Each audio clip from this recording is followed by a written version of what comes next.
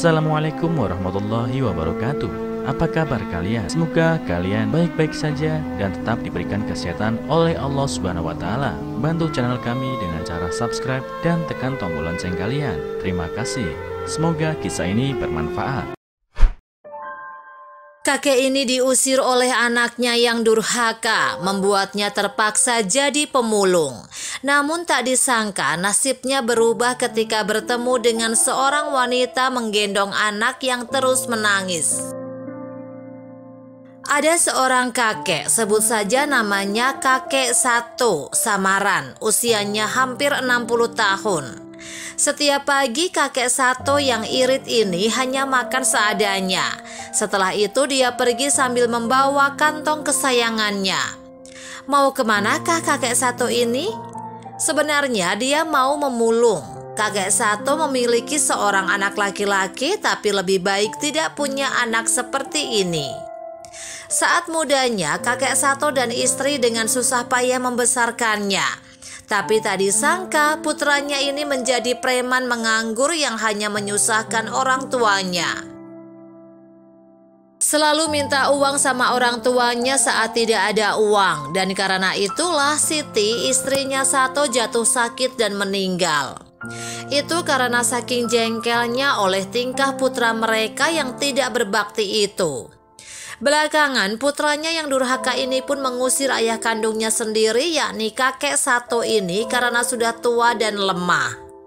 Setelah diusir oleh putranya sendiri, kakek Satu pun tak berdaya dan berusaha mencari pekerjaan. Namun tidak ada yang bersedia menerimanya karena usianya yang sudah tua. Karena tekanan hidup, kakek Satu terpaksa memulung untuk sekedar menyambung hidup sehari-hari. Suatu hari ketika kakek Satu sedang mengumpulkan botol bekas di luar sebuah taman kota, sayup-sayup dia mendengar suara tangis seorang bocah. Dia melihat seorang wanita menggendong seorang bocah yang terus menangis dalam gendongannya. Usia bocah yang dilihatnya itu sekitar 4 atau 5 tahun. Dia terlihat memberontak.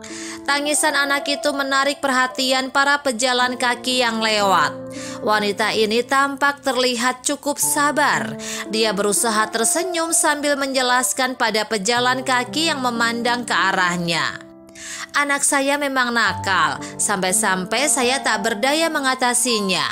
Barusan keluarga di rumah menyuruh kami cepat pulang, tapi anak ini sepertinya belum mau pulang, katanya.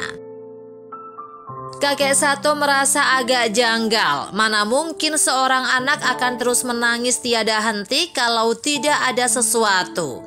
Apalagi anak itu tampak terus meronta berusaha lepas dari gendongan wanita itu. Jangan-jangan wanita itu adalah pelaku trafficker atau perdagangan manusia, pikir Satu. Kakek Satu terkejut seketika oleh bayangannya ini.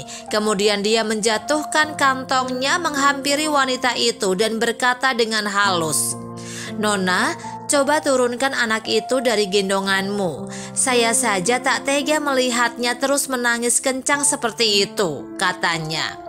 "Anak ini memang begitu, nanti juga akan diam sendiri," kata wanita itu menjelaskan. Kemudian bergegas pergi sambil menggendong si bocah. Tapi kakek Satu tiba-tiba berteriak, "Tangkap wanita ini, dia oknum penjual anak-anak." Dan tak disangka wanita itu segera lari mendengar teriakan kakek Satu.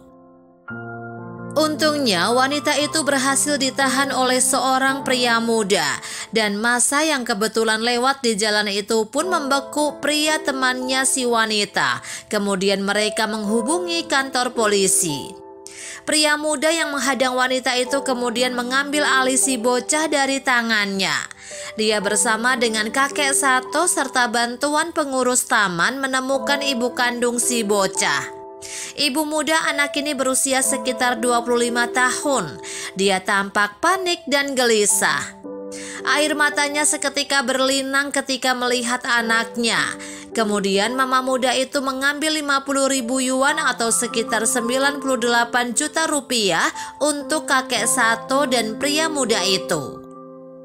"Terimalah uang ini, anggap saja sebagai tanda ucapan terima kasih," katanya sambil tersenyum karena berkat mereka anaknya berhasil diselamatkan dari pelaku perdagangan anak-anak itu.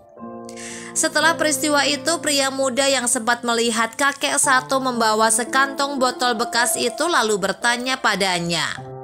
Setelah mengetahui nasib yang dialami kakek satu, pria muda itu pun merasa iba, lalu membawa kakek satu ke rumahnya dan meminta kakek satu menjadi sopir pribadinya. Pria muda itu menerima kakek satu tinggal di rumahnya. Jauh lebih baik menjadi sopir daripada pemulung. Sejak itu hidup kakek satu pun berubah jauh lebih baik dan terurus. Selain itu, pria muda yang baik hati itu juga sangat perhatian pada kakek satu, dan dia memperlakukannya seperti ayah kandungnya sendiri.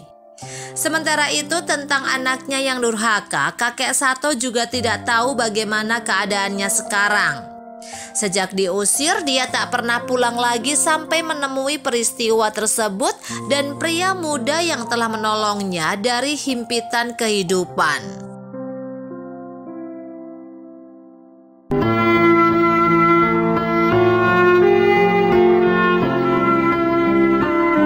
Assalamualaikum warahmatullahi wabarakatuh.